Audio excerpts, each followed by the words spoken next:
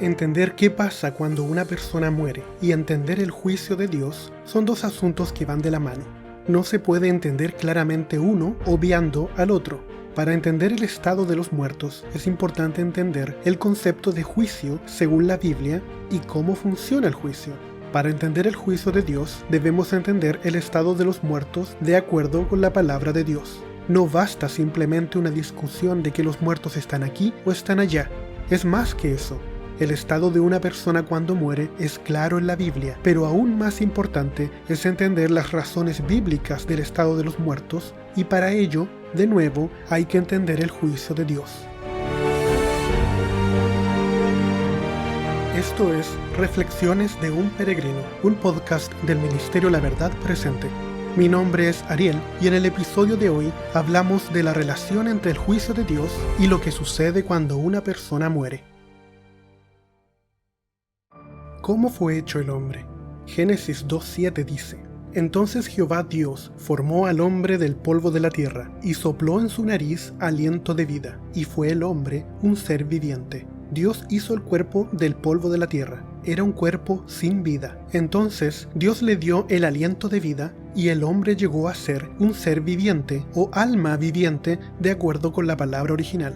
A medida que el hombre vive, empieza a desarrollar su carácter, su identidad personal. Por ejemplo, Adán vivió 930 años. Obviamente, cuando Adán murió, tenía una individualidad mucho más compleja que el día en que fue creado. Todo lo que había entrado por sus sentidos generó un cúmulo de experiencias, lo que cambia a una persona o la hace madurar. Así podemos decir que una persona desarrolla su identidad personal a través del tiempo. ¿Qué sucede entonces cuando una persona muere? Eclesiastés 12:7 dice: Y el polvo vuelve a la tierra como era, y el espíritu vuelve a Dios que lo dio. El cuerpo se desmorona y el espíritu vuelve a Dios. ¿Qué sucedió con los 930 años de identidad personal que Adán desarrolló? Esos 930 años de identidad personal fueron grabados en lo que la Biblia llama los libros, una memoria de cada palabra, acción y pensamiento. Dios guardó un registro exacto de los 930 años de Adán. Aunque Adán estaba muerto, él seguía vivo en los libros del cielo. Dejó de existir físicamente, pero toda su vida quedó y está registrada. Pero ¿cómo sabemos de estos libros? 2 Corintios 5, verso 10, dice que Dios registra todos nuestros actos. Dice: porque es necesario que todos nosotros comparezcamos ante el tribunal de Cristo, para que cada uno reciba lo que haya hecho mientras estaba en el cuerpo, sea bueno o sea malo. Es decir, tiene que haber un registro de todo lo que hicimos en el pasado. También Mateo 12:36 dice que Dios registra todo lo que hablamos. Dice: mas yo os digo que de toda palabra ociosa que hablen los hombres, de ella darán cuenta en el día del juicio. Y finalmente, Eclesiastés 12, versos 13 y 14, dice que Dios registra todo lo que pensamos. Dice: el fin de todo el discurso oído es este: teme a Dios y guarda sus mandamientos, porque esto es el todo del hombre, porque Dios traerá toda obra a juicio, juntamente con toda cosa encubierta, sea buena o sea mala. Así dice la Biblia que Dios tiene en los libros un registro exacto de cada pensamiento, palabra y acción.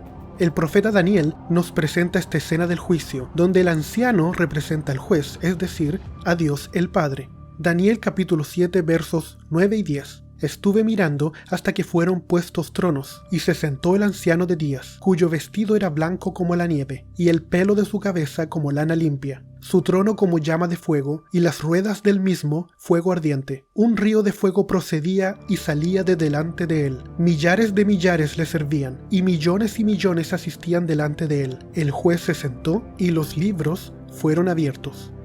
La verdad es que no conocemos nada de la tecnología del cielo. No sabemos cómo administran sus bases de datos, pero cuando Dios inspiró a los escritores bíblicos a usar la palabra libro o libros, nos permite entender la idea de un registro. No importa si vivimos 2000 años después de Cristo o 2000 años antes de Cristo. Es muy importante entender el asunto del juicio de Dios y los libros de registro, porque ningún pecador va a ser trasladado al cielo para ser sometido a juicio, y luego, por ejemplo, ser encontrado culpable. El pecado no puede acceder al cielo. Pero Dios nos permitió entender esto de forma muy simple. Por ejemplo, ¿dónde está ahora mismo físicamente Cristo? De acuerdo con todas las profecías, Cristo fue al cielo a presentar su propia sangre para redención de los justos. Pero Cristo también está aquí en la tierra. Está en una colección de 66 libros. Cada libro da una dimensión diferente de Cristo y el cúmulo de ellos nos representa cómo es Cristo. Por ejemplo, nosotros estamos físicamente en la tierra, pero también estamos en el cielo, dado que todos los detalles de nuestra vida están registrados en los libros. Adán murió, pero en los libros él sigue existiendo. Entender esto es importante para comprender el juicio de Dios. Ya vimos que la Biblia habla de los libros en plural en varias ocasiones, pero también hay un libro en singular llamado el libro de la vida. Este libro es diferente porque tiene únicamente los nombres de los siervos de Dios, no sus obras, solo sus nombres. Por ejemplo, Filipenses capítulo 4 verso 3 dice: En verdad, fiel compañero, también te ruego que ayudes a estas mujeres que han compartido mis luchas en la causa del Evangelio, junto con Clemente y los demás colaboradores míos cuyos nombres están en el libro de la vida. Vas a encontrar este libro también en Apocalipsis capítulo 3 verso 5, en Apocalipsis capítulo 13 verso 8. También lo vas a encontrar en la historia de Moisés, cuando el pueblo construyó el becerro de oro. Moisés le dijo a Dios: si no puedes perdonar al pueblo, borra mi nombre del libro. El mismo Daniel que antes leímos que cuando el juez se sentó, los libros se abrieron, habla del libro en singular. Dice: en aquel tiempo se levantará Miguel, el gran príncipe que vela por los hijos de tu pueblo. Será un tiempo de angustia, cual nunca hubo desde que existen las naciones hasta entonces. Y en ese tiempo tu pueblo será librado, todos los que se encuentren inscritos en el libro. También te recomiendo leer Apocalipsis 20 de los versos 11 al 15, que hace una interesante comparación entre el libro y los libros. Según 2 de Corintios, capítulo 5, verso 10, todos debemos comparecer ante el juicio. Pero, ¿dónde se realiza este juicio? En el cielo, porque en Daniel 7 se sienta el anciano de gran edad, Dios el Padre. ¿Y dónde vive el Padre? Jesús nos dijo que oráramos: Padre nuestro que estás en los cielos. El juez se sentó y los libros se abrieron. El tribunal está en el cielo, pero ningún humano se va a presentar al juicio físicamente. Solo se presentan sus hechos registrados en los libros. Ahora hablamos de lo que sucede cuando las personas mueren, y el juicio nos da la clave para entenderlo. Es importante comprender que el juicio de Dios se hace antes de la segunda venida de Jesús. Apocalipsis, capítulo 14, versos 6 y 7 dice: Vi volar por en medio del cielo a otro ángel que tenía el evangelio eterno para predicarlo a los moradores de la tierra, a toda nación, tribu, lengua y pueblo, diciendo a gran voz: Temed a Dios y dadle gloria, porque la hora de su juicio ha llegado, y adorad a aquel que hizo el cielo y la tierra, el mar y las fuentes de las aguas. Este texto nos muestra que el Evangelio aún se está proclamando, Cristo aún no retorna por segunda vez, pero el juicio ya ha llegado. Mateo 16:27 dice que cuando Cristo venga por segunda vez, en ese momento se dará la recompensa a cada uno, de acuerdo con el resultado del juicio, que ya se efectuó en el cielo. Dice: porque el Hijo del Hombre vendrá en la gloria de su Padre con sus ángeles, y entonces pagará a cada uno conforme a sus obras. La recompensa es cuando Cristo venga, nunca antes. Por eso, cuando una persona muere, no recibe ninguna recompensa, ni vida eterna, ni muerte eterna, porque Cristo aún no ha regresado por segunda vez. Apocalipsis 22:12 dice: He aquí yo vengo pronto, y mi galardón conmigo, para recompensar a cada uno según sea su obra. La recompensa es cuando Jesús venga con poder y gloria. El mismo apóstol Juan registra en el capítulo 5, versos 28 y 29: No os maravilléis de esto, porque vendrá hora cuando todos los que están en los sepulcros oirán su voz, y los que hicieron lo bueno saldrán a resurrección de vida, mas los que hicieron lo malo a resurrección de condenación.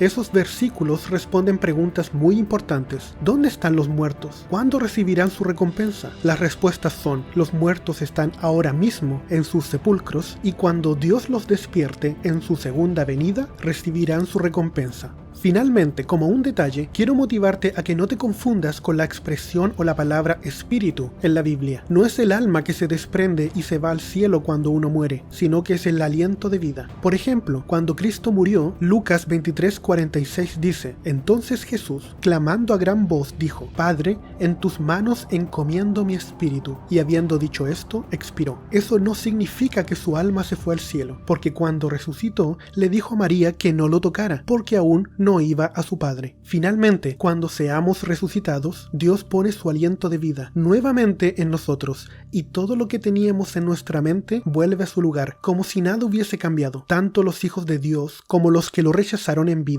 Puedes ver otro ejemplo de esto en la historia en que Jesús resucita a la hija de Jairo, en Lucas 8, y más interesante es aún ver la explicación que hace Job acerca de la resurrección. Job, capítulo 19, versos del 25 al 27. Yo sé que mi Redentor vive, y al fin se levantará sobre el polvo, y después de deshecha esta mi piel, en mi carne he de ver a Dios, al cual veré por mí mismo, y mis ojos lo verán, y no otro. Dice que aunque él ya haya muerto, va a ver a Dios en su propia carne y con sus propios ojos. Este fue un episodio de Reflexiones de un Peregrino, un podcast del Ministerio La Verdad Presente. Puedes encontrar información de este ministerio en laverdadpresente.cl. Puedes encontrar todos nuestros episodios en la aplicación de podcast de iTunes. Recuerda, hay un poder en la fe y en la humilde obediencia que el mundo no puede resistir.